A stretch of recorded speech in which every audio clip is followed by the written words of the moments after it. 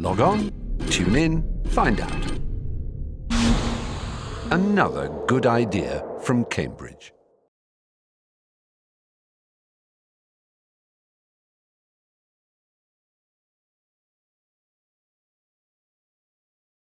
Well, it's a great pleasure and privilege to have a chance to talk to Johnny Parry, who I've known for many years but never had this kind of conversation with perhaps before. Johnny, tell me when and where you were born. I was born in London in 1943. Whenabouts in 1943? September. Okay. As an anthropologist, you'll be aware that our ancestors sometimes influence our lives. How far back would you like to go with your ancestors? Often people talk about their grandparents a little bit on either side or both sides. Should we go back any further, or is that... No, I don't know much about anybody any further back.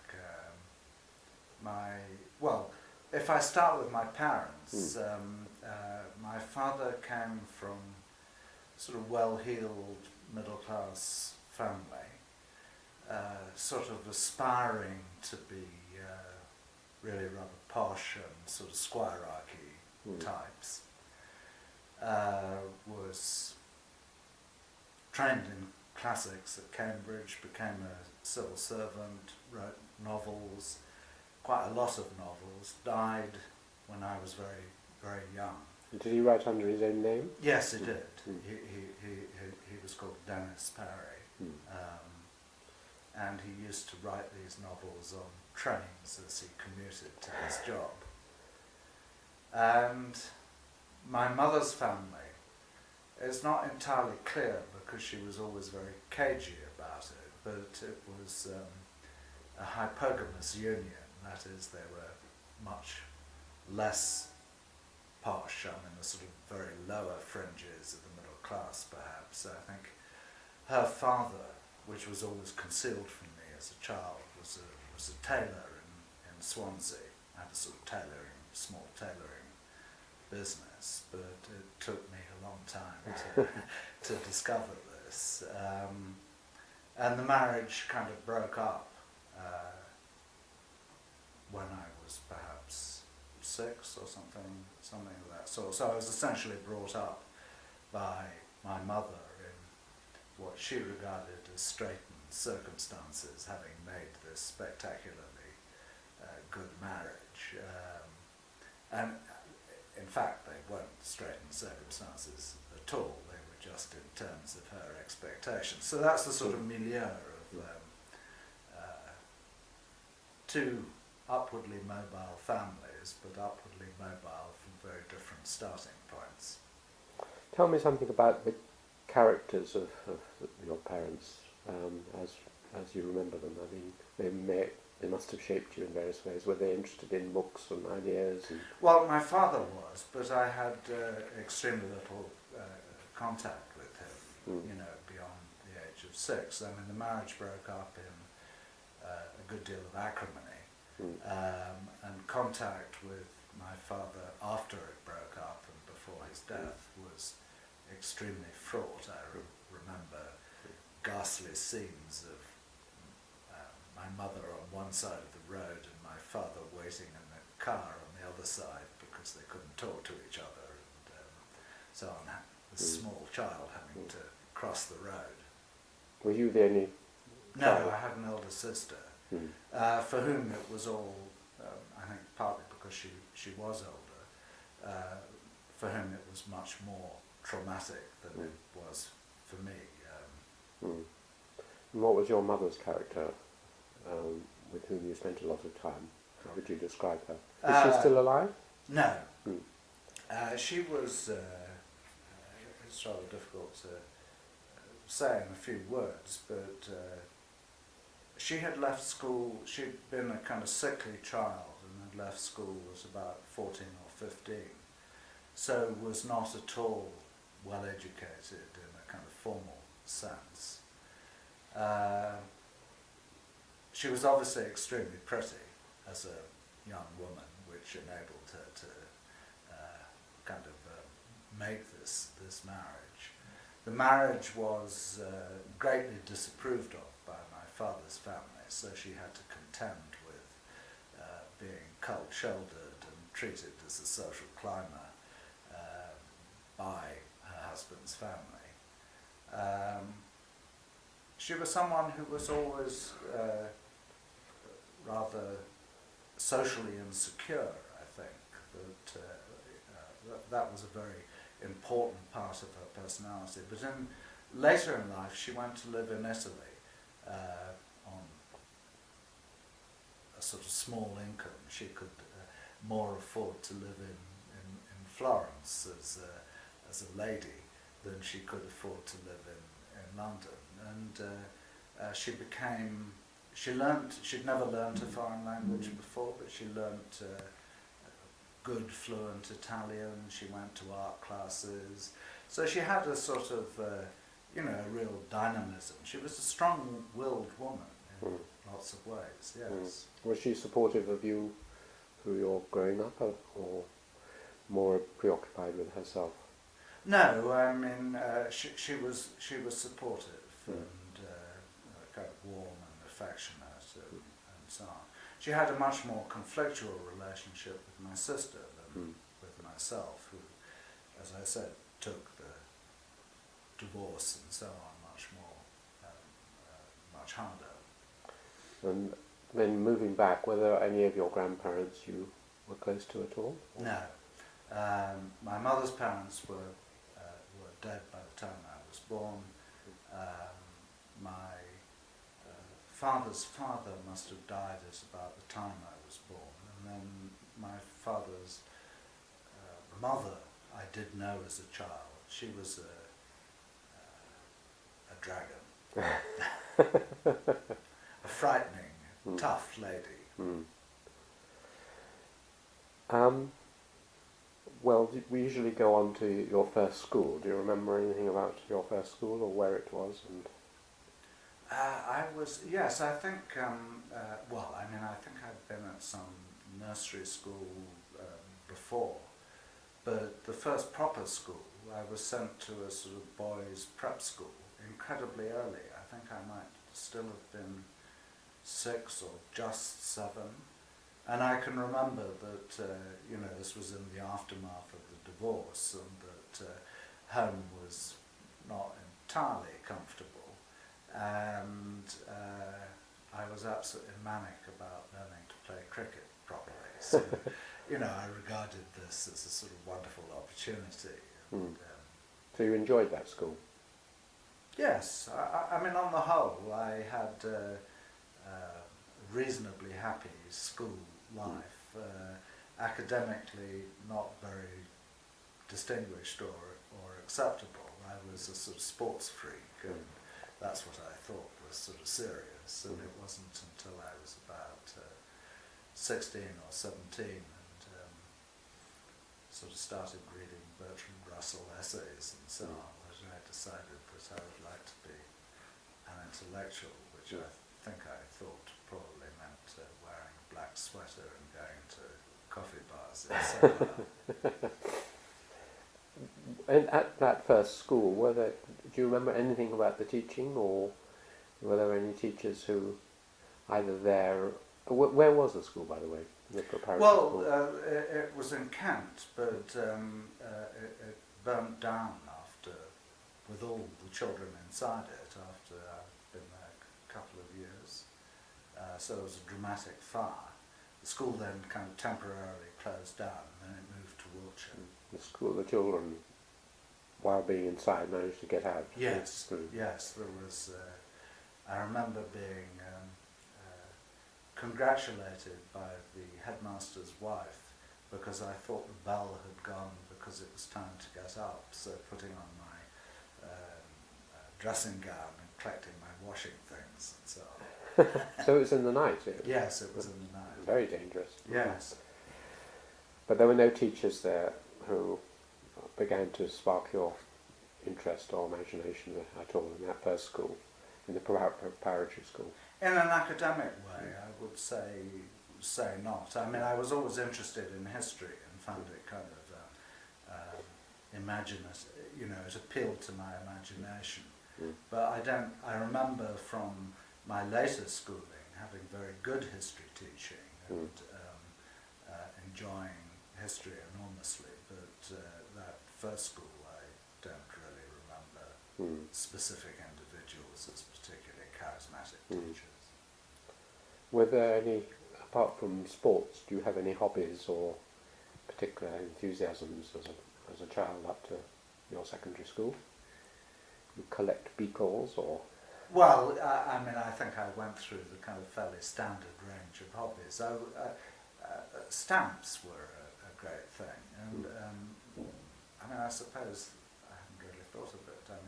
Stamp collecting may be somewhere at the origins of my interest in anthropology, because these exotic stamps from South Georgia and Cambodia and so on. I was always imaginatively drawn to kind of these distant, exotic places. So, where did you go after your preparatory school? What was the next school? I went to a conventional public school, which was called Sherborne, Dorset. in Dorset, which I have perhaps rather kind of jaundiced memories of, in that I remember the kind of alternatives for boys of my generation from that school were you go and be an army officer in Sandhurst, or you go onto the stock exchange, or you become a country solicitor. And there were very few who went. Few went to university. Going to university from that kind of school at that time basically meant going to Oxford or Cambridge. And if you couldn't get in, you might consider Trinity College Dublin, but they didn't send students to London or Reading. A rather snobby school. Yes, that's very much my memory of it. I may be doing it an injustice. But, and you mentioned that there were teachers there who were beginning to enthuse you. And yes. Can you remember any of their names? Or There was a man called Derek Jarrett, and there was a man called Graham Stevenson, both of whom taught history. And I remember them as the most charismatic teachers that I had, and particularly Graham Stevenson. At A-level I did a special paper on the unification of Italy, and that very much appealed to my imagination. Well, this is all in the arts and humanities side. Did you do any science? Or? I left it after A-level and was never good at it. But as I say, I think I had a very academically undistinguished school career. Just about good enough to just about scrape into Cambridge. Well, before that, other things at that school, had you developed beyond stamp collecting to anything else, or was it mainly games? For instance, music or drama or politics? Were any of these things of interest at school? Politics was always an interest, and I was kind of interested in CMD.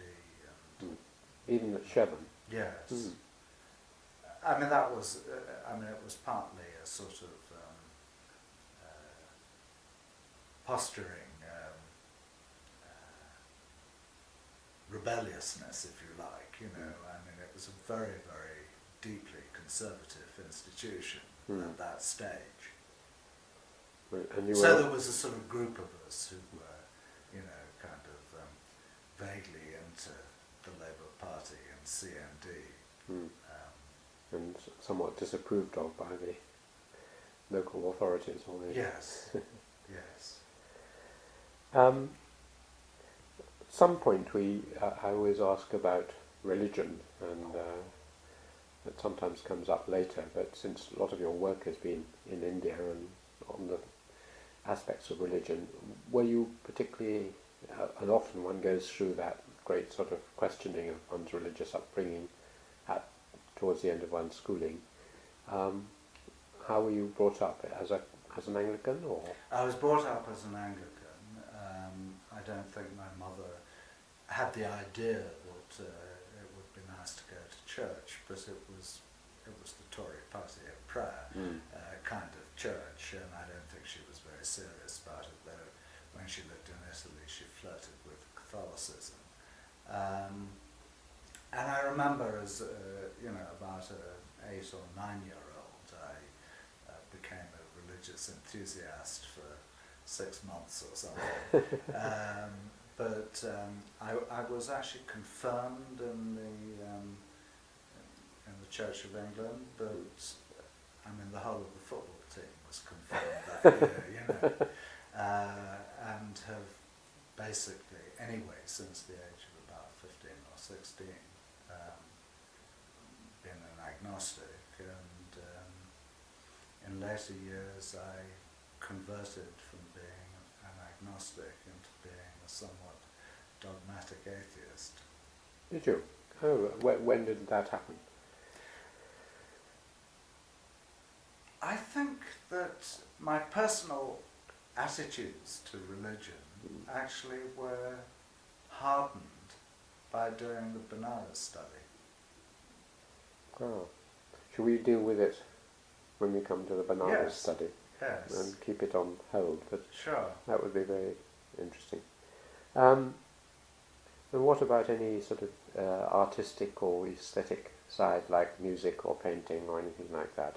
Well, I was always much, my inclinations were always much more literary than, so I was always interested in writing and the mechanics of writing, and I dabbled briefly with trying to write poetry and so on. And on the mechanics of writing, which interests me too, and again we could deal with it later, but do you, and you've written a lot and very elegantly, do you have any advice to people who write anthropology? What have you learnt? What would my advice be? What have you learnt from?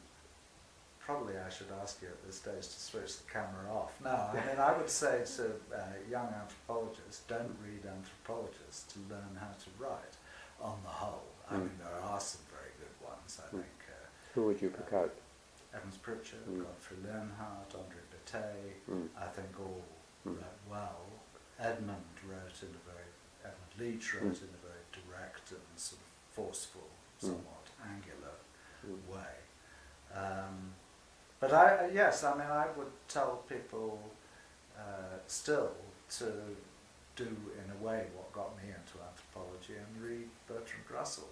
Some of Bertrand Russell's essays I think he wrote with extraordinarily admirable clarity. George Orwell would be another excellent model. How do you actually write? Technically, do you write on a computer, or have you always written on a typewriter? Do you write by hand? At the moment, since computers came in, I write by hand, I put it on the computer, I print it out, I rewrite by hand on the next draft, and I go on until I've got it in a shape that I think it's more or less comprehensible and acceptable. And you do that with all levels of things, even if you're writing a short review or an article, you write it by hand? Yes. Why do you do that? I like to have paper in front of me and to be able to kind of go over the text and see that the sentences flow, and I just find it kind of much easier to kind of pick out the balance of sentences with the paper in front of me. Why do I do it? I'm an old fogey, I guess is the answer. No, I don't think so. Many people do, and I certainly do the same thing. How many drafts do you characteristically do of something you're writing? You correct it and then you type it in again, and then...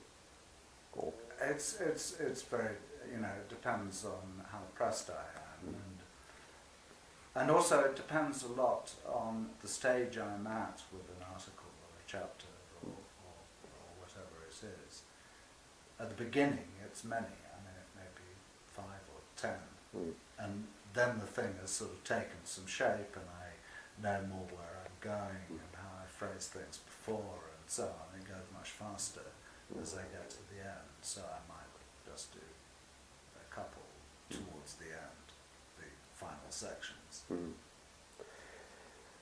Well, let's return to your career. You say you just did well enough to scrape into Cambridge. Why did you choose Cambridge, or was it just a random? My father had been here, as I explained, from that school at that time. You more or less went to Oxford or Cambridge, or you went to Sandhurst, So I did a series of entrance exams. I think I did one at Oxford and I did one here.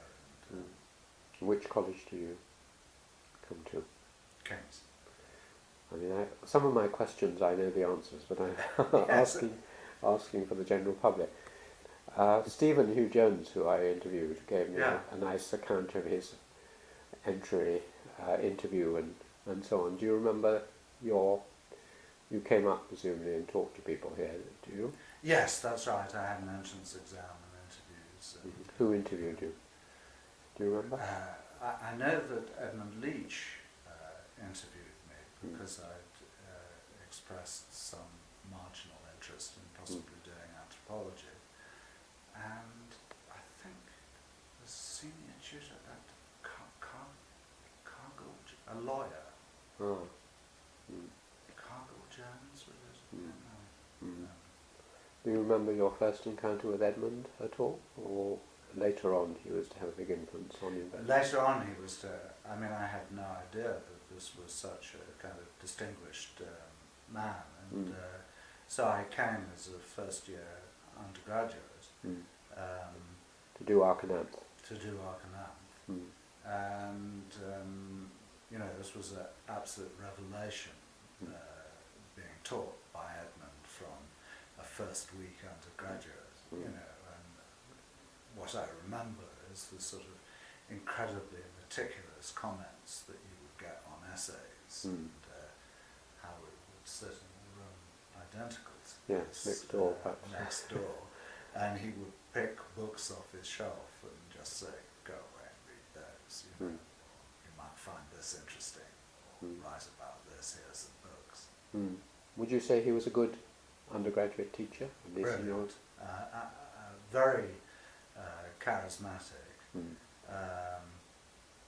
I mean, I didn't realise that, the commitment of time and effort that he must have put into writing comments on essays and giving us circulars. He used to produce these sort of sheets explaining what is complementary filiation, or he was absolutely terrifically good. I mean, did you ever find him uneven? Stephen tells stories of asking his secretary how the weather was. Was it stormy today? Implying, sometimes he was less even-tempered, but you always find him equable and reasonable in your supervisions. As an undergraduate, yes. He was absolutely brilliant as an undergraduate supervisor, and he was incredibly helpful. And when I was writing up my PhD, the period in between, my first year in preparation for field work, I think he more or less let us sort of sink or swim.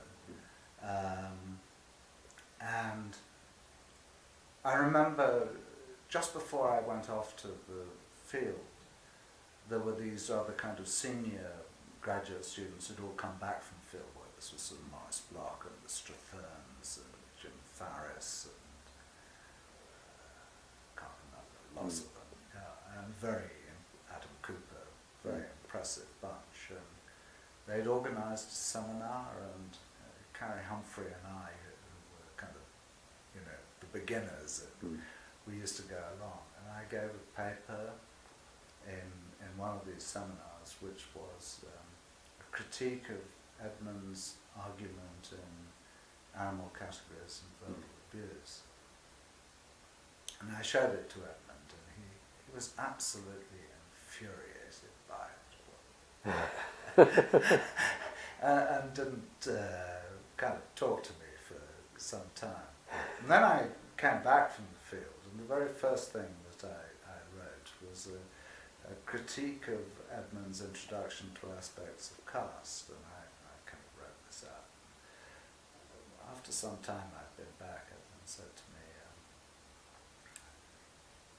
you must show me something. What is it you're writing? So I with great kind of trepidation, I gave him this thing, and I got the most wonderful comments back. He said, the only problem, this is terrific, the only problem with it is that you spend far too long trying to demolish Edmund Leach, which everybody knows is rubbish anyway. Oh, nice. You mentioned there a number of your contemporaries. As an undergraduate, who that we might know your contemporaries carry, was it your... Yes, I think there were 4 or 5 of us who went on from kind of my year as an undergraduate. There was Carrie and Carrie Humphrey and Jane Brownlee, as was. It became Jane Bunag, who did fieldwork in Thailand, married a Thai, and subsequently moved out of anthropology. There was Enid Shilkraut, who did fieldwork in Ghana, myself, and then there was Keith Hart. Oh, yes. Keith had done classics, so he was actually technically a year above us, but then moved into anthropology. I didn't, in fact, really know Keith personally well, anyway, until later.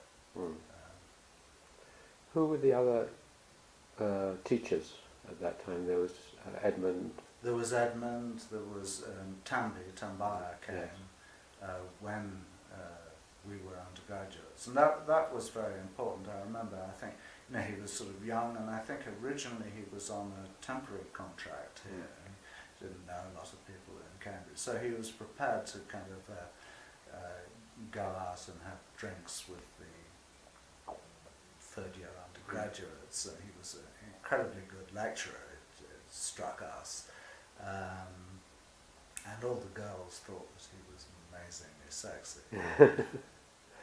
And this is the period when the myths tell us the staff and the students, maybe not the higher ones, were much closer together, that you used to go out to the bun shop or wherever it was and meet socially quite a lot with. So the hierarchy was much less visible. Is that a true picture of it, or the gap between, say, PhD students and undergraduates, and even with members of staff, was much smaller than it became later with larger numbers? I think it doesn't entirely ring true to me. I mean, what I remember is, is having quite easy and informal contacts with Tandy, and also Edmund was always very friendly, and you could go for a drink with Edmund. But I don't remember that I ever got to know R40s or Jack Goody until I became a graduate student, and then there was the Friday seminar, and people would have a beer afterwards, and it became much more informal. I mean, against, I'm not sure whether it was Stephen, someone, I think it was Alfie Gell actually, not in an interview, said that the rivalry between Forties and Leach was so strong that students at that time were dissuaded. If they were a follower of one, they were dissuaded. So Alfie, or whoever it was, didn't go to Jack's lectures because he was thought to be on the side of the devil. And yes.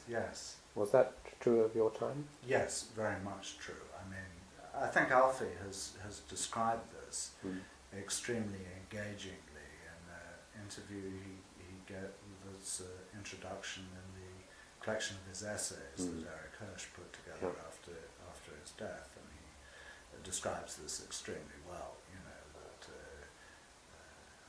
Edmund was Levi-Strauss's vicar on earth, and Jack Goody was you know, the sidekick to Satan, and so on. And I think that's very much the way in which, but it was sort of exciting, you know, in the sort of sense that there was our team and their team, you know, and what were these people like as lecturers? I mean, was Edmund a good lecturer as well as a good undergraduate teacher? Yes, I thought that Edmund was a good lecturer. I mean, I think the good lecturers, when I was an undergraduate, were Edmund and Tamby, and also you know, within the anthropology department, I actually found Ray Abraham's lectures were the kind of lectures that you could go to and understand what was being said and take notes in. But actually, I really didn't go to very many lectures at all when I was a student here, though you know, I did take studying anthropology seriously. I mean, how I spent my time was Edmund would give me these books and I would go away and read them, and you know, seldom went to lectures. One thing I sort of missed out was why you came to do anthropology at all, because it was rather an unknown subject, and to come from Sherborne to read Arcanant. Why was it that you chose Arcanant? Do you remember? Yes, I think I do. I mean, I think there were a number of kind of inputs. One input was that, as I said earlier, I'd been very struck by reading these Bertrand Russell essays, and there's one collection of them called Marriage and Morals, which, if I recall rightly, the first essay starts out with Malinowski and the Trobriands, and you know, the families aren't God-given in form of middle-class England, you know, and this struck me as such an amazing thought, you know. So that was something. So Bertrand Russell was a serious influence. As a sort of late-ish teenager, I'd been given a good deal of freedom to kind of go off by myself during summers, and I'd been a bit in Turkey, and I'd gone hitchhiking in Morocco. On your own? Yeah. And so I'd come across Westermarck. Oh yes, Edward Westermarck.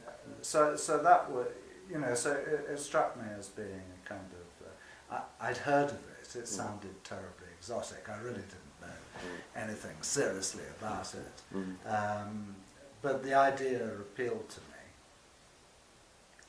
And then I think there was a straightforward, pragmatic calculation that, you know, King's history, all these amazingly well-read competitor students, you know, and that I had a better chance of getting in to do anthropology than to do history. What was King's like in those days? I mean, can you give any straws in the wind of what this college was like? We're talking about 65, was it? Or no, I 62? finished in 65. So 62? Yeah, so I must have come up in 62. Yeah. It was nice, in the sense that it was proper salmon at that time, wasn't it? That's right, yeah. It had a reputation of being very much more liberal than a lot of colleges, and that was sort of very much kind of valued. So it had a kind of nice, relatively relaxed. I'm hesitating here because I think certainly I did, and I think probably a lot of my contemporaries did, or wondered how we'd got in. You know? So it wasn't entirely relaxed, but you know, I made some good friends quite quickly, and very much appreciated King's and appreciated the was more liberal. And did you get involved in all those peripheral activities that undergraduates find compete with their work, acting or rowing or music or what? No, I think anthropology really kind of took me over, anthropology and girlfriends. But above all anthropology, and I spent, I did, it was the first time really I had sort of seriously engaged with intellectual activity and kind of begun to understand what it was about, and I got obsessed by it. What was it about? I mean, what is it about anthropology that really gripped you? It sounds from the marriage thing that you come from a broken marriage, you've taken your own culture for granted, and then you suddenly realised the relativism of your own world, and you start exploring other worlds. Was it that, or was it? Yes, I think it was that, and I think that, one of the things that has always appealed to me about it was the idea that here is a sort of a discipline that in many ways is into relativizing and questioning the assumption of other social science disciplines. And though I wouldn't have formulated it in this way at that stage, there is something about the democracy of anthropology that is ordinary. It's the whole lives of ordinary punters that anthropologists are sort of interested in, and that it's difficult to think of other disciplines except perhaps history that doesn't have live informants on the whole, that has that attraction. It's dealing with ordinary people. Yes.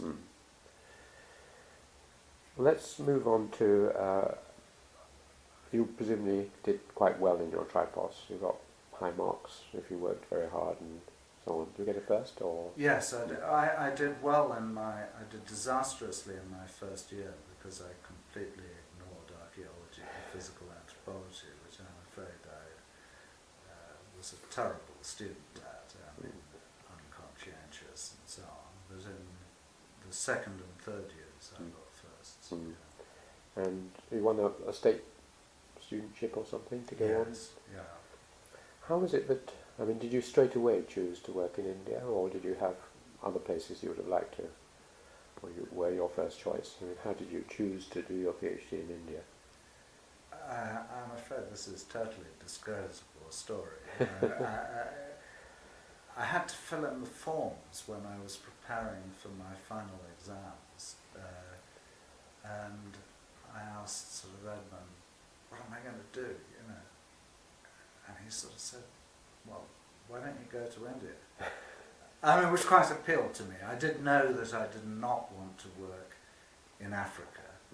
I did intuitively, in some instinctive way, I wanted to work in a society with a kind of a rich recorded history and a sort of encrusted ancient culture. So, as we were talking about at lunch, I've always been attracted to the possibility of working in Southeast Asia or Japan at one stage appealed to me. But it was sort of, really, I picked India because I needed to pick something very quickly in order to get on with revision. And you just wrote down the word India, you didn't say south, north, east, west, or? No. I originally said that I wanted to work on polyandry in an area of the UP Hills called Jonsarbawa. And that indeed is what I thought I was going to do until I actually went to India. And had you, even as an undergraduate, imagined you might be supervised by Edmund, or was that a later decision? And you didn't choose India because you thought, well, it'd be nice to go on with Edmund, or? Yes, I think that was very much part of it. But if I was going to kind of stay on and do a PhD, I wanted to work with Edmund. I really didn't know very much about other university departments and who I might have worked with. And as I said, Edmund was an amazingly charismatic teacher, so I just assumed that I found the best by chance anyway, and that this was the thing to do. And you mentioned that once you started on what was vaguely called the pre-field work training period, Yes. He more or less left you to your devices. Was there, the accounts that I've had from others, was that wasn't taken, there wasn't much formal instruction during that period? You read and learnt languages and things? Yes, yeah, we were very much left to our own devices, and so I read a lot about India. I remember there was a seminar on councils that Audrey Richards ran with Adam Cooper. It was published as a volume, wasn't it? Yeah, that I used to kind of participate in that, but more or less there was no guidance or training. I think we were given advice we might read Laura Bahama's book on doing field work, which, as I remember, had something about the usefulness of tennis shoes, which The water came out of the bag. Yes. Famous advice. Did you get to know Audrey at all? What was she like, Audrey Richards? Yes, as an undergraduate I'd been to seminars that she ran, and this council's seminar. I never knew her terribly well, but I mean, she was sort of warm and friendly, I remember, yes. You presumably did, 6 or 9 months, 6 months before you went out to the field, or how long did you spend in preparation? From October, which shows my extraordinary naivety, till June, and I went Yes, to, I've been saying. went to India In the middle of the monsoon. well, during still the hot season, the end of the hot season, by boat from Marseille. I'd seen Shakespeare Waller and thought that was still the way you got to it. Naive in two senses, going then and going by that transport mechanism. Can you remember arriving in India, your first encounter with India? Yes, landed at Bombay and was sort of really hit by Bombay. You know, the kind of crowds and the heat and so on. And then I took the train to Pune, where I met up with a fellow Cambridge graduate student who was a year before me, or 2 years before me, Tony Carter. And Tony was, you know, very important in my association with India. But Tony introduced me to village India, and he then took me off for a few days, a week or something, to stay in the village where he was doing field work, and took me around while he was doing it. And you know, this was an amazing kind of confidence boost, because you know, it was the first experience. You really can eat yogurt with your hands. So the sort of practicalities of how one might live in the field, I was sort of exposed to more or less immediately I arrived. And that was terribly important in giving a kind of confidence boost. Yes, I can cope with this, you know. But you didn't stay in Pune, you... No, I then went in the summer heat without any train reservations at all in a third class carriage to Delhi, and arrived there. A wet rag. After 36 hours or something, and then stayed in a small hotel and reported to M.N. Srinivas in the Department of Sociology at the Delhi School of Economics. Edmund, during the preparatory year, André Bataille who was then a Simon Fellow in Manchester, had come down to meet Edmund, and I think he'd had lunch with Edmund, and then Edmund was busy, and I'd been detailed off to kind of show Andre around for an hour or two. Anyway, Edmund then twisted Andre's arm to become my kind of supervisor while I was doing fieldwork in India. And that led to a very important academic and personal relationship. Let's just take those two people, because they're among the most eminent Indian anthropologists, sociologists. Srinivas, how did you find him? What sort of person was he? I never got to know him particularly well. Extremely gracious and kind of helpful and good-humoured, but a little bit sort of distant. He was a 22-year-old undergraduate, and he was this very distinguished man. So but helpful. Had you read any of his work by then? Yes, I'd read collections of his essays and the Korb monograph and so on. And it's very difficult to summarise such a long and deep relationship as that with Andre, but I mean, he was your local supervisor, and you remained a friend. Yes. Ever since. Yeah. How would you describe? We both know Andre quite well, but how would you describe Andre in your relationship? How would I describe? That's a fairly tall. Yes, it is. Any anecdote? Lots of anecdotes, but I mean, I think the first thing that I would say about Andre is that he's a man of almost sort of frightening honesty and integrity. I mean, there is absolutely no bullshit, you know. Extraordinarily bright, quite reserved. I mean, it takes quite a long time to really get to know him. Very kind of loyal to his kind of friends. And I think, somebody, I would say, really one of the most, if not the most distinguished Indian social scientist of his generation.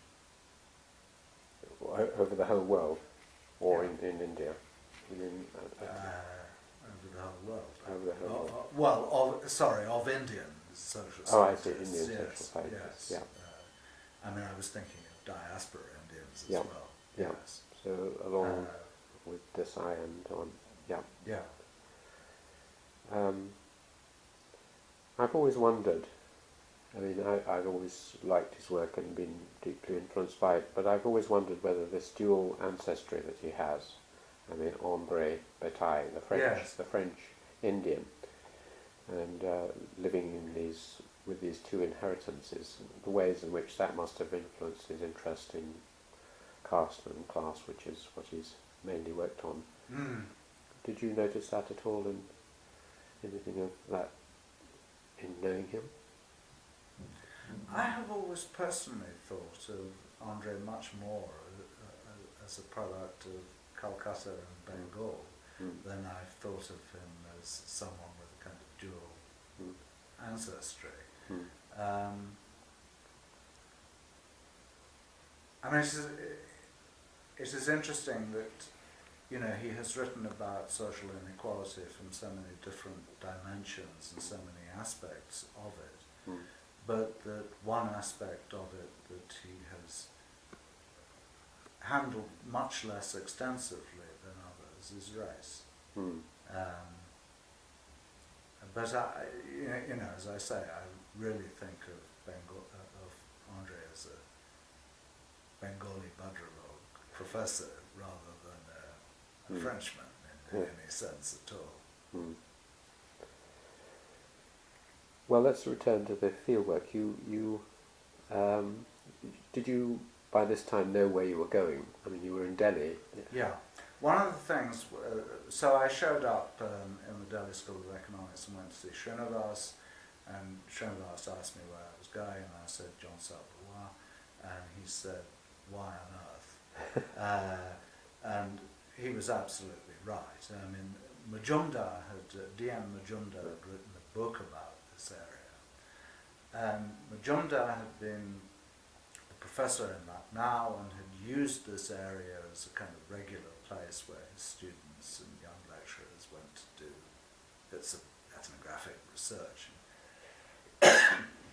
Srinivas's line was, well, of all, you want to go to the hills, that's fine, but of all the places in the hills, why pick there? I mean, it's a sort of exotic, maverick kind of little area. At least, go around and look at some other possibilities. And this seemed sort of sensible advice. So I picked out kind of 3 areas that I would just sort of go around and look at. And I went to the first of them, Kangra, which is where I wound up doing field work, and thought, this is great. Why go any further? And that's how I wound up in Kangra. Why was it great? What was great about it? Or describe your first impressions, if you can remember back to that. I mean, this is this beautiful, lush valley with mountains on one side of it going up 16, 17,000 feet with snow and snow caps, and it was September, and it was very lush, and there was streams and brooks, and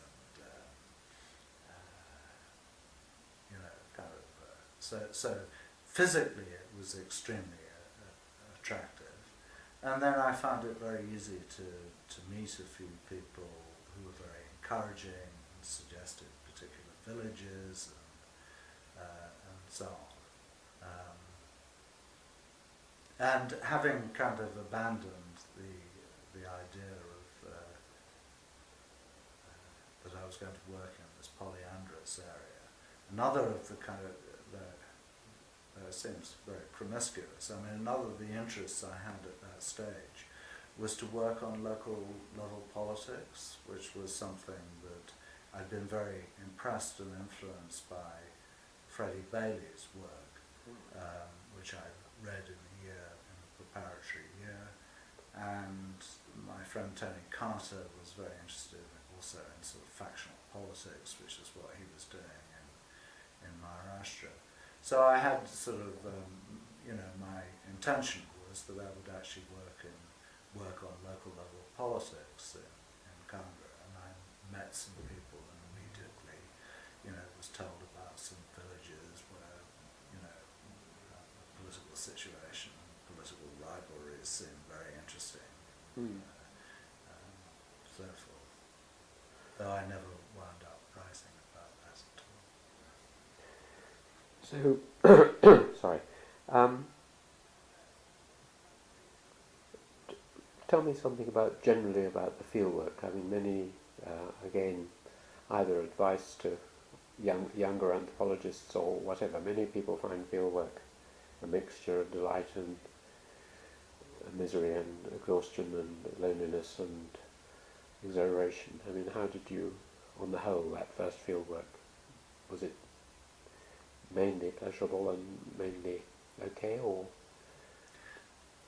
I think it was the most difficult fieldwork that I've done. I mean, I've done fieldwork in 2 other areas of India and subsequently, and I think I probably got to enjoy fieldwork more as I've got older, but I've always enjoyed it. I remember the first 3 months were somehow a terrific relief. I mean, I'd got a nice family that I was living with, and people seemed very friendly, and so on. The next bit of time I remember as terribly traumatic.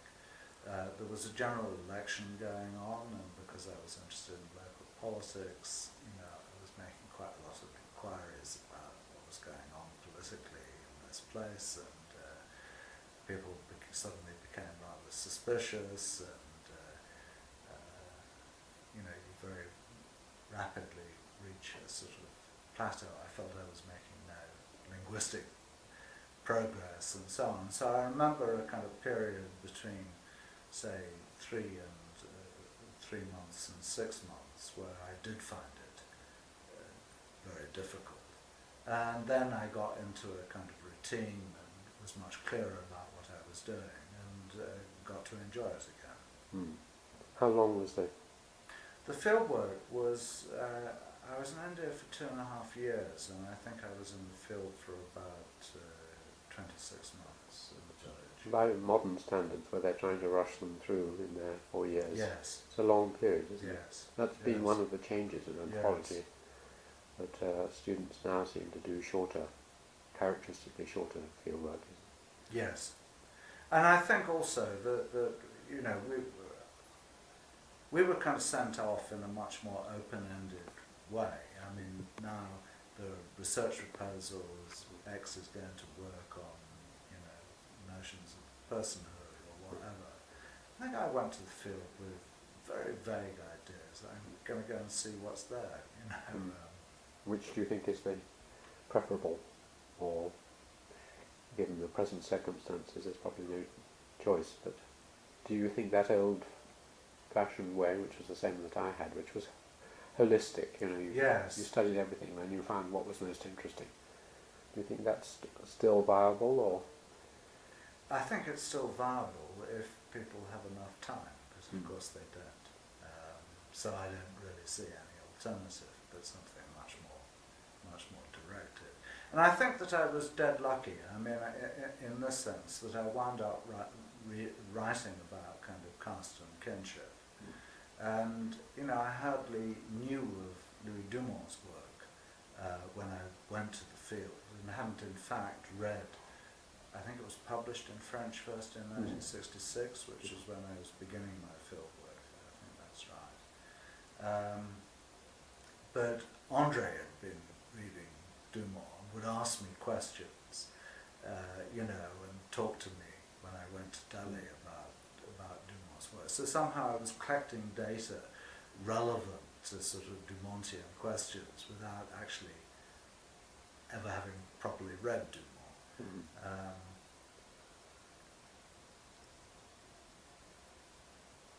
So there was a sort of, a kind of steer that I was getting.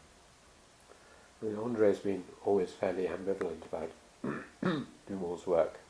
What is your, one's view of him changes from day to day, but he's a major overshadowing figure on the subjects which you work on. Yes. Did you know him at all? I met him a few times, but I wouldn't say that I must have met him 3 or 4 times. I wouldn't say that we had a personal relationship in the way that I had with Andre or with Edmund. But as a thinker, how do you now esteem him anyway? Very highly, though he's become an increasingly unfashionable kind of figure. I remain in many ways quite committed to the sort of Dumontian legacy. I think any Indianist of my generation basically has had their career and a lot of their intellectual agenda set by Dumont. I think that he has been very unfairly criticised,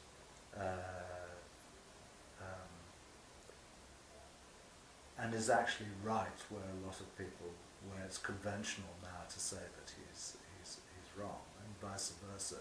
The bits of Dumont, like the sort of theory about substantialization of caste, which is still trotted out, I feel is deeply problematic. But yes, I think that an immensely powerful figure who represented for people of my generation, this sort of very exciting possibility of being able to bring together the very kind of diverse studies that have been done in India and make sense of them according to a small set of unifying principles. There was a sort of real excitement in this, of being able to relate what Bailey was saying about Orissa to, something that was going on in Tamil Nadu, and to see, variations on a theme that all made sense in terms of,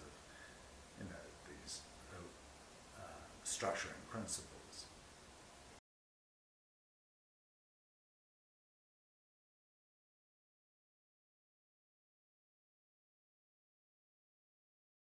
Your first fieldwork led to a PhD and a book. Can you kind of summarise briefly what the problem was and what your answer to the problem was in that first work, Caste and Kinship in Kangra? Well, essentially what it was an attempt to kind of take off from Dumont to demonstrate the pervasiveness of the principle of hierarchy, and how hierarchical relations are not just a matter of relations between caste, but penetrate within castes, so that they kind of order the texture of human social relationships from a very micro level to within the family, to relations within and between clans and marriage circles and so forth, and how the language of hierarchy is used to describe many other forms of social relationships, including kind of landlord-tenant relationships and so on. And yet, at the same time, there is a sort of a countervailing, but in the particular case I described, ideas about equality that are rooted in notions of brotherhood, and how this social system works out. That would be one aspect of it. Perhaps the most important and interesting ethnographic bit was about marriage, and particularly about systems of unequal marriage, hypogamous marriages, and how there are internal contradictions within the system that are continually threatening it with downfall, which indeed downfall does happen. Marriage circles are reorganized into egalitarian brotherhoods, and how these in turn generate contradictions. So it's very much, as I can tell by the smile on your face, you're recognizing political systems of Burma and Gumsa and Gumlao, and it was, it was very much influenced by that, but it was also deeply influenced by reading of Levi-Strauss's elementary structures of kinship. Well, I was smiling because of that, but also by something which you perhaps won't like so much, which was the curious parallel between the beginning of our interview and where we've got to now. I mean, anyone watching this interview would say, well, isn't he writing about his own childhood? Yes, which was precisely why I mentioned the hypogamous marriage at the beginning. I am conscious of that. However, it's not the problem. I mean, this has happened to me more than once in my fieldwork. I think I got interested in this problem, perhaps, though I wasn't aware of it at the time, because of my own personal background. But it certainly wasn't the case that I decided to work in Kangra because I simply was too ignorant to know that I was going to come across this kind of marriage system. Mm. But it's the double thing. It's your own parents' hypogamous marriage and a stress you laid on class and inequality in your own family tree and background. Yes. Which pervaded your childhood a lot, snobbery and childhood oppositions between different social strata. I mean, England is very, very class I think conscious. that's exactly right. Mm. So it had some resonance with me,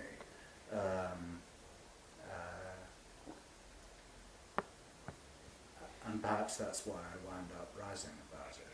But I have also to say that, I did, as I said earlier, I did a lot of work, empirical work on local level politics. And it was Andre who really discouraged me from pursuing that and writing about it. And he basically said, you just haven't got the kind of intellectual background to really write about this in a very good way.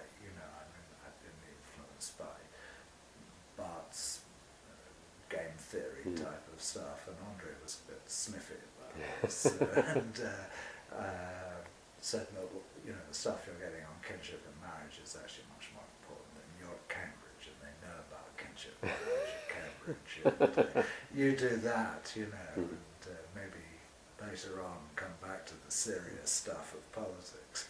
Did you ever come back to it? Or no? No. I've sometimes had fantasies about doing so, but I think Andre was dead right. I don't think that I was sufficiently well informed about the literature and what I could do with that data at that stage. Was there ever any difficulty about having a local supervisor and having a supervisor back in England? I mean, you didn't get contrary advice between the two. I suppose you didn't hear much from Edmund. No, I think I had one letter in the course of 2.5 years. A very friendly letter, and I'd written a little piece actually I did write something about politics for this Indian journal called Seminar, and I'd written a kind of report on the elections and so on. And I think one letter I had from Edmund was that I'd sent him this piece when it was published, and he wrote a nice short note saying, glad to see you're getting it in print. It was the time when Edmund was becoming Provost of Kings, and I'm sure he was fully preoccupied with more important matters. When you came back, do you remember students often have reverse culture shock and difficulties when they come back to England, especially after such a long time? Did you have any of those difficulties when you came back, or was it a great relief or pleasure to be back? No, I think it was quite difficult actually. I came back and I moved back to Cambridge, and I really didn't like it at all. I very much valued my experience as an undergraduate in Cambridge and got a lot out of it, but didn't like being back in Cambridge afterwards. I think it was partly because all my friends had moved on, my kind of cohort of people I got out of sync with. Carrie had spent a lot of time trying to get permission to get into the Soviet Union and do her field work, so she was still doing field work. Keith's field work had been much shorter, so I didn't really know people terribly well, and in fact I went to live in London.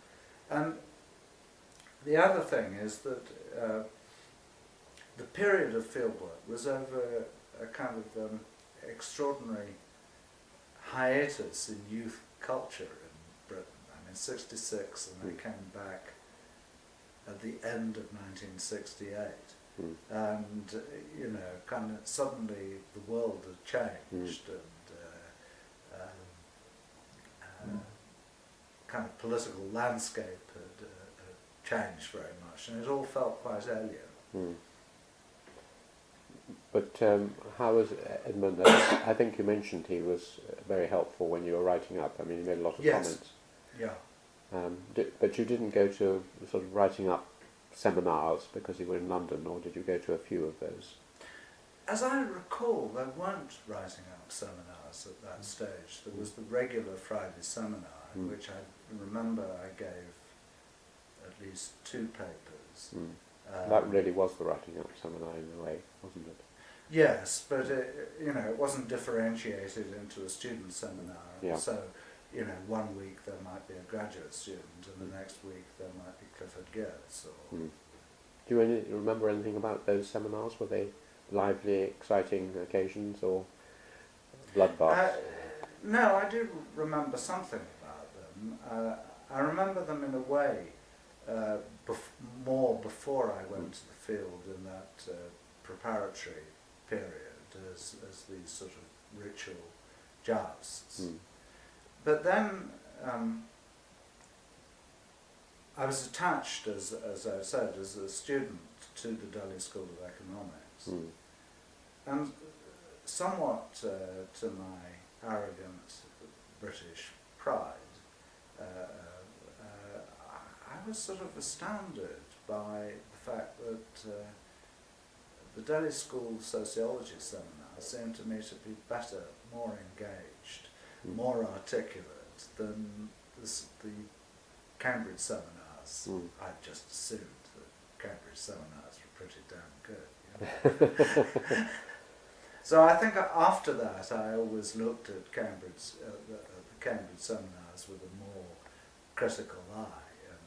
And Did you do any teaching at this stage? Were you beginning to do any supervising or anything either in London or in Cambridge while you were writing up? Or while I was writing up, Tambaya was running the South Asia class, and he used to have a man called Roger Ballard, I think, and is it Roger? And we used to go along to all the classes, and it was a way of kind of Tambi sounding off recently returned fieldwork workers. So you were associated with it? Yes. And the thesis wrote itself, or was it okay? I mean, you didn't struggle with it too much. How long did it take you to? I think it took, I was quite slow. I think it took 2 years. And I found it agony. Did you? But sort of masochistically satisfying agony. Agony because it just didn't come out right, and writing is very tiring. And yes, writing is difficult. I had a lot of data. I just do think, I mean, maybe you're somebody who, like Alfred Joel, used to just perfectly formed, elegant sentences apparently came out. I have to struggle. Who were your examiners? Ma Forters and David Perko. Were they okay? Yes, they were absolutely fine and kind of very complimentary. I remember the Viva, during which I was rather nervous, was a slightly trying experience because Maya sometimes used to speak in the way that he would write, long sentences with many parentheses and so on. And there were periods in the Viva, I remember, where David would intervene and say, I think what Professor Fortes means to say is...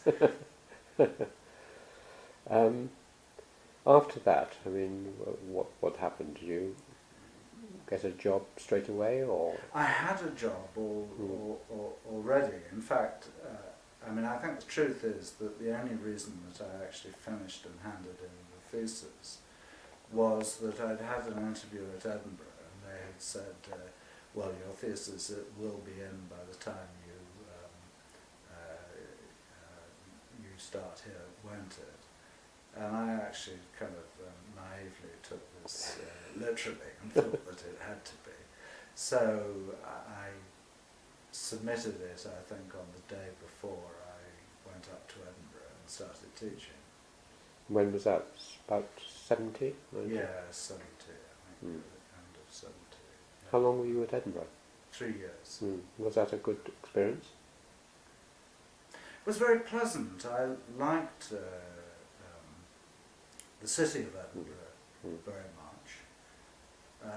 I had a boss that I very much enjoyed. And Little John, was it? Or? Yeah, Jimmy Littlejohn. The department was at that stage not in very good shape. And I was actually quite glad to get out of it.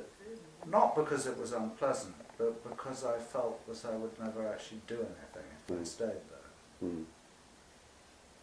And I moved to the LSE where the culture was, you do right things, and So you went to the LSE in '74 or something? Yes, 74.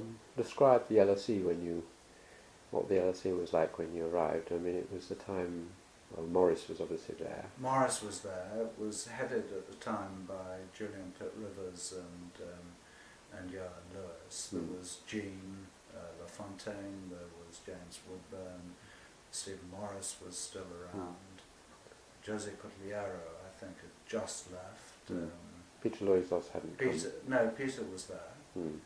So Peter was a kind of colleague and friend from the start. Joanna Overing joined the same year as I did. Alfie wasn't there? No, Alfie came later, several years later. And Chris wasn't there? Chris wasn't there either. I mean, it's a difficult thing to talk about one's own department, but the LSE, I knew it just a bit before you were there, Yes. and a few years before, and it was even elder guard, and it was Raymond Firth and Shapiro and people like that. Yes. And it had already changed, but it still had Stephen Morris and James and others there. I don't know whether you want to talk about the LSE department later, because it was obviously quite, the reputation outside was that it was very riven into several factions and oppositions. Yeah, I'm quite happy to talk about it, but I mean that's not how I actually Perceived kind it. of perceived it. I mean, I perceived it as, I feel I've been very fortunate, and I perceived it as, fair, there were intellectual tensions and some personal tensions, but, on the whole, people talked to each other. I thought it was a very engaged intellectual atmosphere. So that's not how I David McKnight was there. So there were people who worked together more than other people, and so I can see that there was a degree of apparent exclusiveness, but I didn't actually experience it. Well, you're a nice person, Johnny.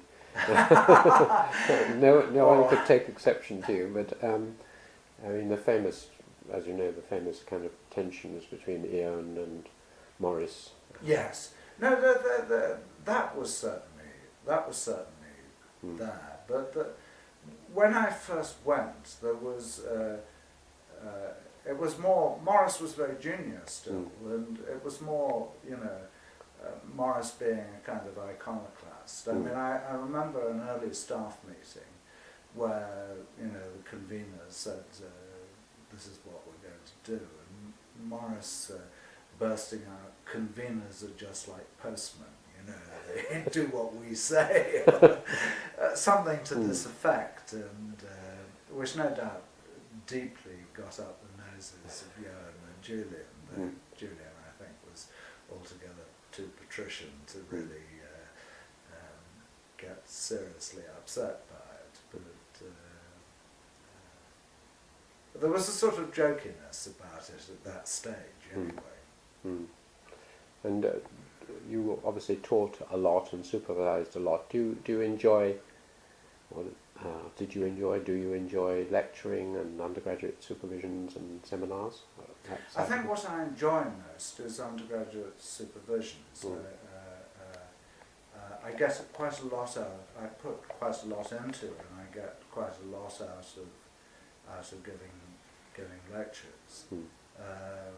But I do spend a lot of time preparing them, or have done over the years. Graduate supervision and PhD students, I think that the truth is that I've actually got to enjoy it more over the years, perhaps as I felt I had more time or felt more confident or whatever. But, and I think, at the LSE, for a number of years, almost all graduate students have had two supervisors, and those who've worked in South Asia have tended to work with Chris Fuller and myself, and we've made a relatively harmonious team, and I think it's worked quite well, and particularly over more recent years. How many PhD students have you had roughly? Do you know? I think it's something between 35 and 40. I'm not quite sure over there. And also presumably a number of taught masters. Yes. Students Yes. who do dissertation. Yes. Yes. And what about administration? Did you like that, or did you do much of that? Or? Yeah, I did all the kind of routine graduate admissions and so on. I think I did 4 years altogether as the convener, which I did actually not like. And I not liked it for slightly different reasons than one often hears. I actually found my departmental colleagues were on the whole extremely supportive and nice, and that was all fine, but I just hated dealing with the LSE bureaucracy. It used to be quite a top-down and intrusive bureaucracy.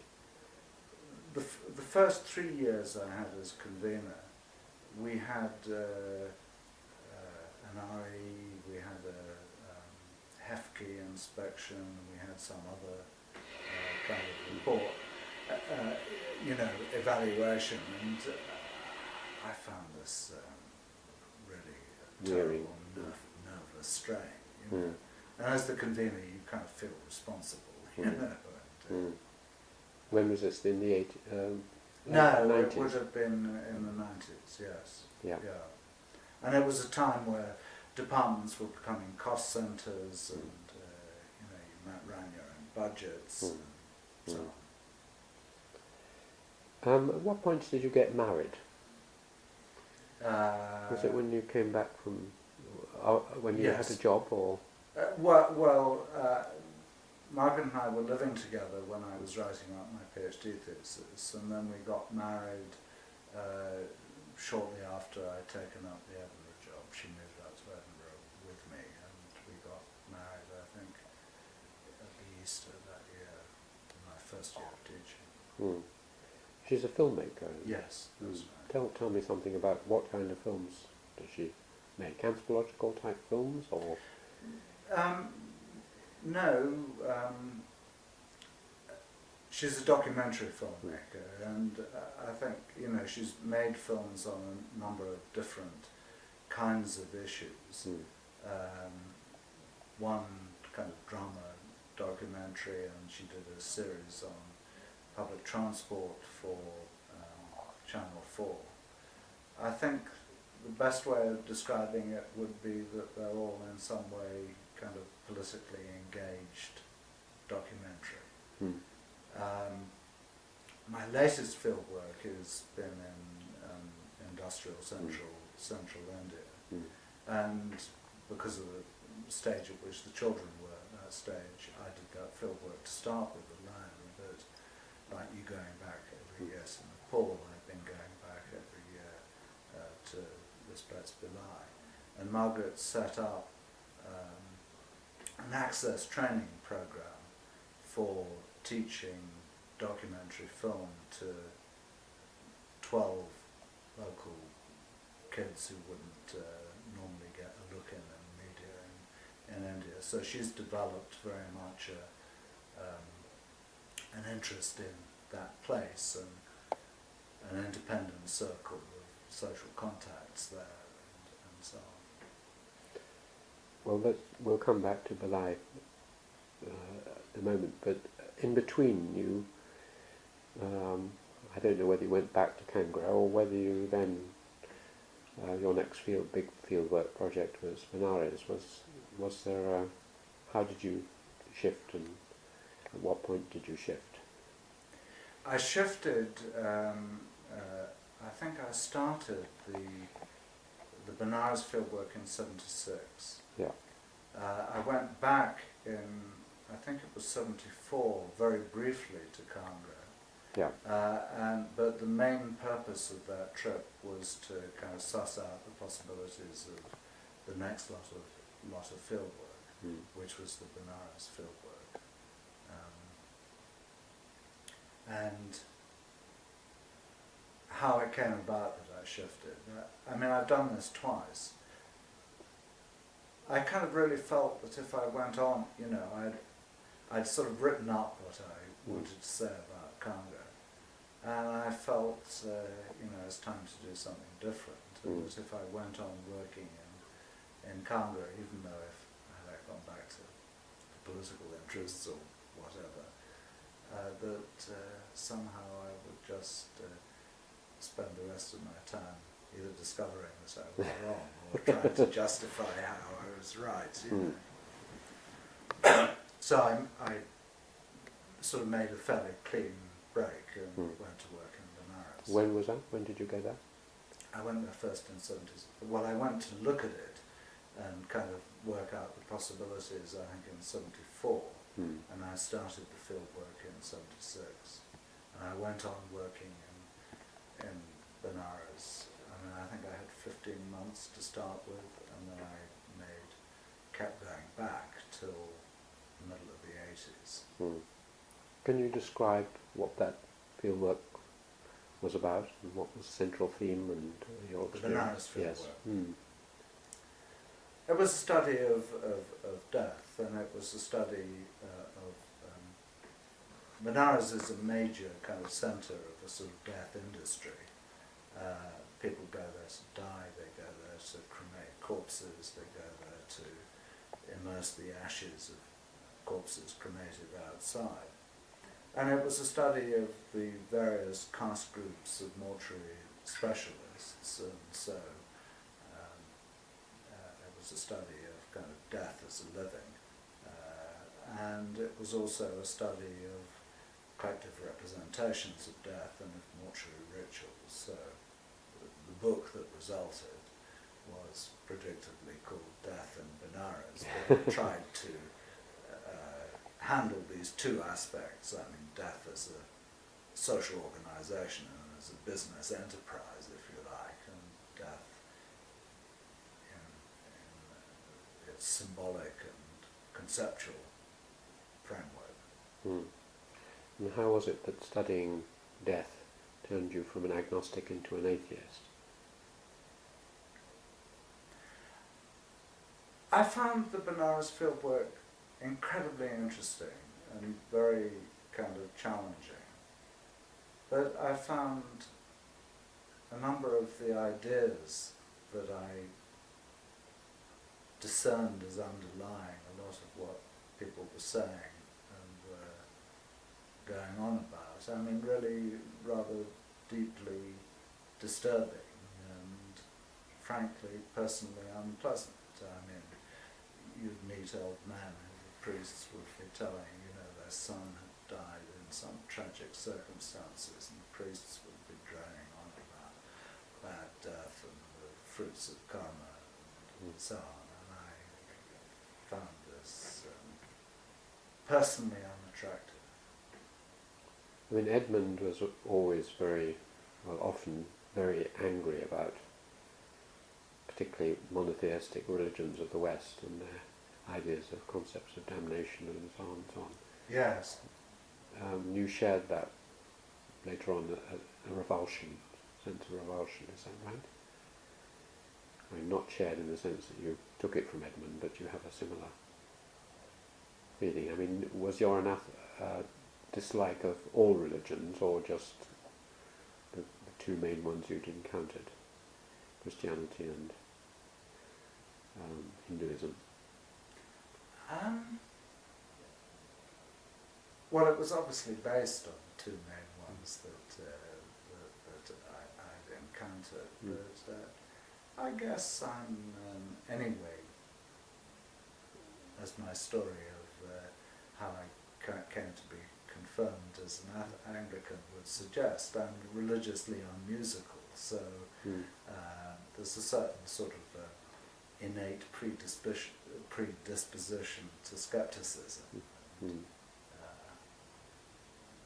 Sort of rationalist thought, if you like.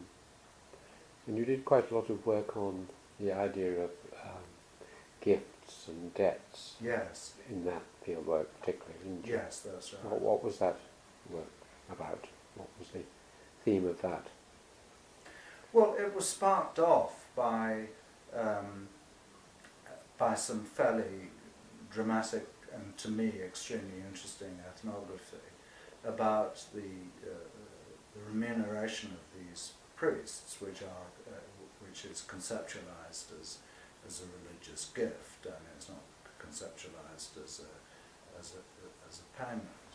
And these gifts are held to embody the sins of the donor and to do terrible things to the recipient unless they pass them on, which they can't afford to because that's their living. So they're caught in this terrible double bind. So it started out with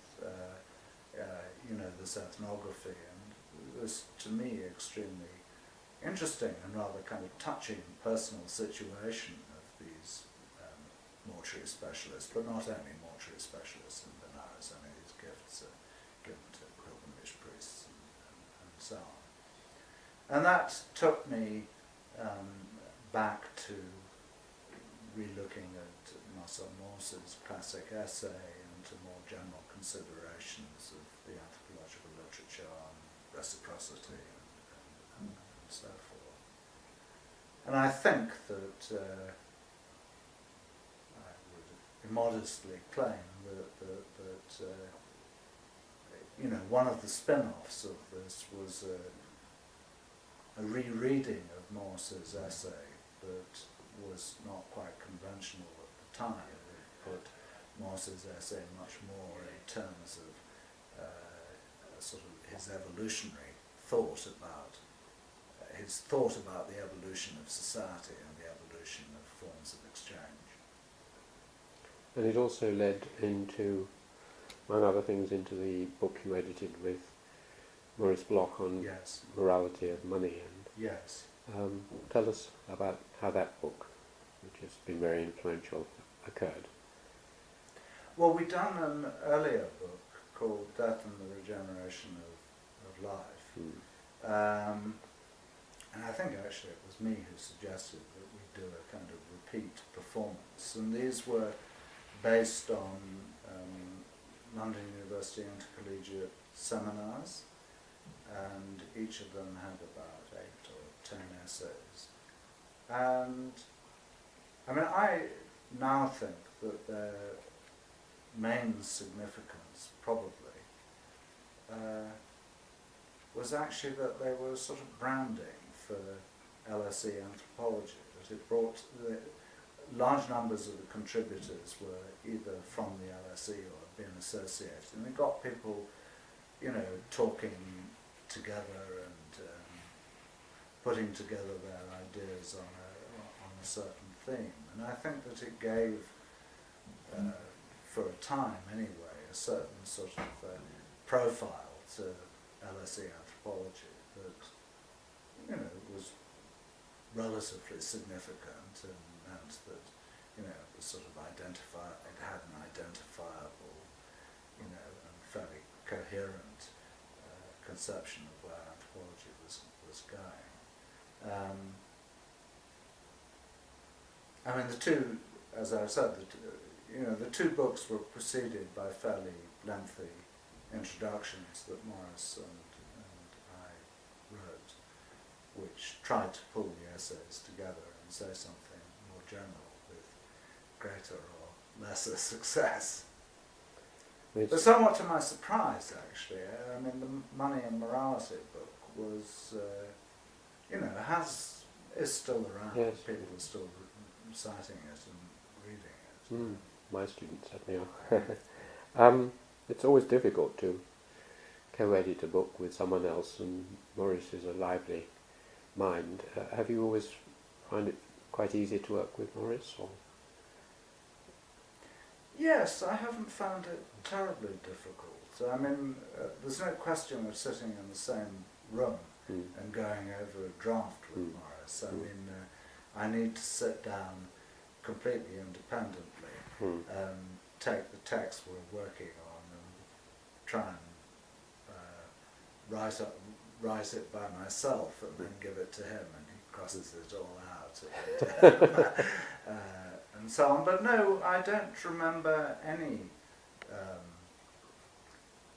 kind of occasions where we kind of fell out or it seemed particularly difficult. I mean, I think I remember one or two occasions where he just told me that paragraph that I'd spent the last day crafting was rubbish. But I don't remember it as difficult at all. I mean, we won't go over too many of your other colleagues, but Alfie Gell, I never had a chance to interview, though I've written about him. Yes. What was Alfie like as a colleague? Alfie was, he was lovely, actually. He was a wonderful seminar participant. He was just so clever, so quick, and you'd sit in a seminar, and Alfred would he would be drawing all the time. He'd come up with kind of wonderful portraits of James Woodburn and James Woodburn's beard, great kind of tangles and so on. You think, is this guy? He hasn't been listening to a word. And then the paper giver would end, and he would come up with some long, very incisive comment and so on. Terrific. I never worked with Alfred in the way that I've worked with, say, Morris or Chris Fuller, but I always very much enjoyed him as a colleague. He was very much a kind of lone individualist, Alfie. Let's go on to your third piece of fieldwork, which was again very different from your second. How did that come about, and when did it come about? Right. Belai. I tend not to finish things until I kind of somehow have to. I mean, it's like the PhD. Like the PhD. So I kind of needed to commit myself to a new project. Again, like Kangra, I really wanted to kind of shift of seeing. Andre, who has been a big influence, has for years been going on at me, kind of, you really ought to take modern India more seriously. And this was, of course, always one of Andre's big problems with Louis Dumont. So I was sort of sympathetic to the idea of doing something on industry. There were two very important influences on that. So this was essentially a study of steel workers in a big Soviet-built steel plant constructed on a greenfield site in central India. I wanted to do something on industry partly as a big break, partly because we had, Alfred had a PhD student, Chris Pinney, and Alfred was ill at some stage, and I was involved in Chris Pinney's supervision. And Chris Pinney had been doing a study in a company town in Madhya Pradesh, and had got sort of heavily into E.P. Thompson and so on. And Chris was an influence. I kind of felt, that's really interesting. But an equally big influence was Michael Tausig's book, The Devil and Commodity Fetishism in South America, where I was just terribly intrigued by his decoding of the stories of the baptism of banknotes and the devil contracts and so on, as a sort of proto-Marxian commentaries on alienation and commodity fetishism and so on. And I kind of felt that this was terribly fertile, but that Tausig's ethnography was not always of the richest and most detailed kind, and that this, opened up a whole field that I would kind of like to get into. So I decided that I wanted to do something on factory labour in India for those reasons. And I went in '92, I think, just to look around. And it was actually Alfie Joel who suggested that I might look at Vilai. I went to various places, but Alfred, who'd done work in just south, Adivasi, in a tribal area to the south of there, had been through Vilai. I think he'd once spent a night in a Russian hotel there or something, and he said, it looks really interesting. And I went there, and I just went there for a day, and I thought, I can really imagine making something of this, so that's how I wound up there. And what interested you, and what was the theme of the study? Not everything at this point, or was it everything? You went with the usual open-minded. I'm afraid, disgracefully, in a way, the answer is yes. I mean, the real question in my mind was a very kind of non-academic question. If you were somebody of my age and you'd been a peasant in one of these small villages, you would have lived through an industrial revolution in the course of your lifetime. And how would your world have changed? How would you think about those changes? What in fact would have happened to caste relations, kinship relations that was very different from the way that your parents had grown up or whatever? And that essentially is still the set of questions. I mean, it's terribly broad, but the set of questions with which I've remained.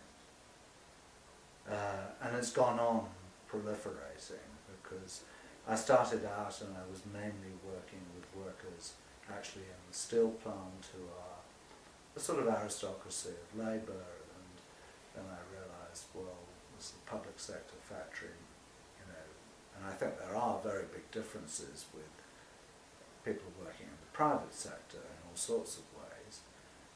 So I felt I needed to, do some work in private sector factories, and then I felt I needed to look at the bottom of the heap, informal sector, unorganised sector labour.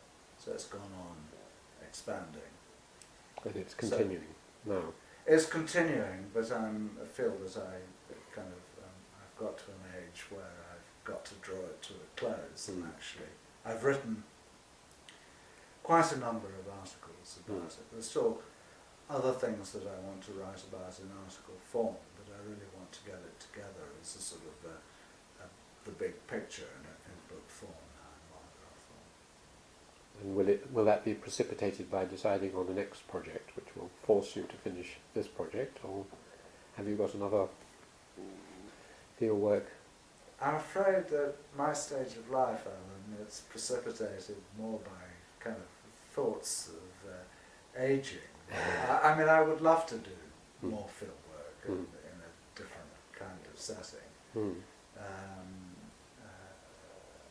But I think, realistically, I've been going now since '93, more or less every year, and I just have incredible amounts of data about this place, and it's time to get it all together. Yes.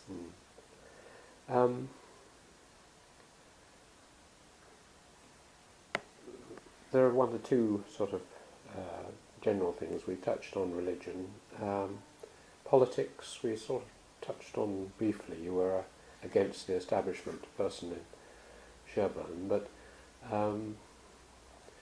that actually does relate to this last fieldwork, because when you came and talked in Cambridge, you were talking about a particular incident of someone who had been imprisoned who was a friend of yours. Do you want to talk at all about that? Because this will go out to the world, and it's a chance to tell the world about this incident, or would you rather... Well, I'll say something very briefly about it. This is a man called Ajay. Ajay became my research assistant in Billai. He's Malayali, he comes from Kerala, and his family had moved to Billai in the late 50s, early 60s, working class people, sort of fringes of the lower middle class. And Ajay, when I met him, had been a sort of an agent for a very small company in Calcutta selling gearboxes to the steel plant, hated the job, became my research assistant, worked with Margaret, my wife, later, learning as one of the students on her, access students on her documentary film project, got involved in the civil rights movement, documented some police atrocities, and was picked up completely cynically and put in jail for 93 days. Eventually they had to let him out without charges.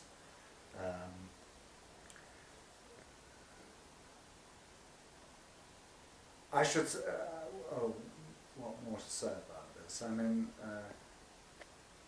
I think I should say that very important to my ethnography has been this experience of working with research assistants, of whom Ajay was one. But still a very good friend of mine is the person who, in my second year in Kangra, was my research assistant in Kangra. And I've always worked with these people who have become extremely good personal friends, and generally have been people with real kind of intellectual interests, but not at all well educated in formal terms, and who've been amazingly important to the ethnography that I've been able to get. That's a nice tribute. I mean, on this last instance, certainly at one point it was considered that anthropologists shouldn't become too involved with local politics in the practical sense, or interfering in any way. They were objective describers of situations. Yes. Has your view shifted on that, or have you always felt that if you saw injustices you should try and do something about it? No, I'm very ambivalent about it, and somewhat mistrust anthropology that goes over too much into social activism. Partly because, I mean, it seems to me that there is an incompatibility between the anthropologist sociologist task and the partisanship that is required of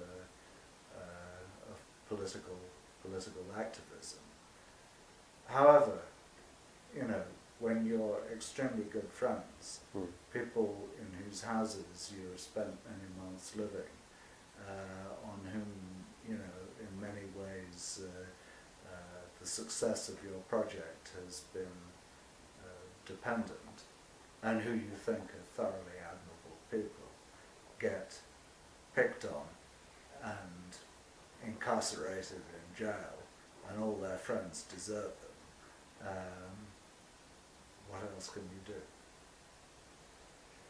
Well, I've got just one more question, and then we'll see if there's anything particular I left out. And that is that you've been going repeatedly back to India over the last 30, 40 years, and watched a country in which in the Bombay Stock Exchange they were wearing dhotis, and there probably wasn't a stock exchange, and there were just bullock carts on the roads. If you look at some of these early films in the 60s and 70s to what India is now.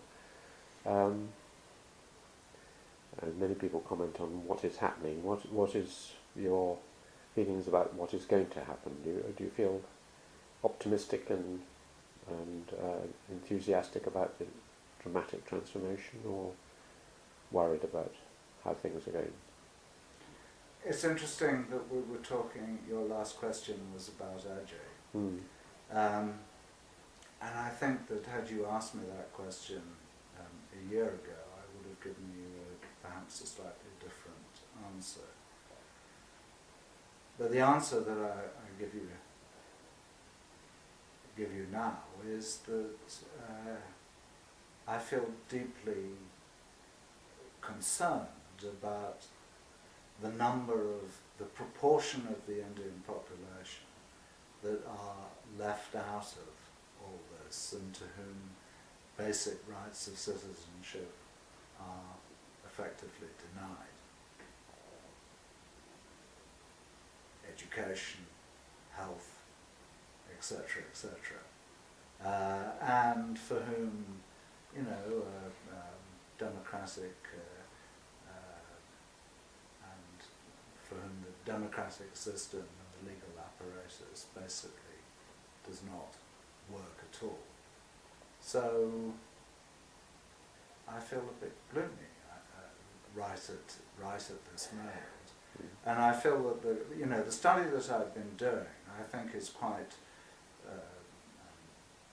relevant to all this, because what you have is a working class in a place like Beli, part of which, or I should really say working classes, part of which, is a real aristocracy of labour that essentially has kind of been bought off or enjoys very privileged conditions, upwardly mobile, decent education, extremely good medical facilities, but basically, is not the same class as informal sector labour in terms of its sort of interests and the way it identifies itself, and basically has no interest whatever in political action on behalf of bottom of the heap construction workers and so forth. So I feel a bit kind of gloomy. This is all great for all but 1/3 of the population, but that third of the population is not doing well. It's only a third, is it? I mean, some people would Yes. the ratio even worse. Higher, yes. Well, we've covered many things, and there are always more things in a life that one doesn't cover. But is there anything that you would have liked me to have asked you about, which I've conspicuously failed to do so? I don't think so. I think I've said more than enough. Well, thank you very much indeed, Johnny. That was lovely.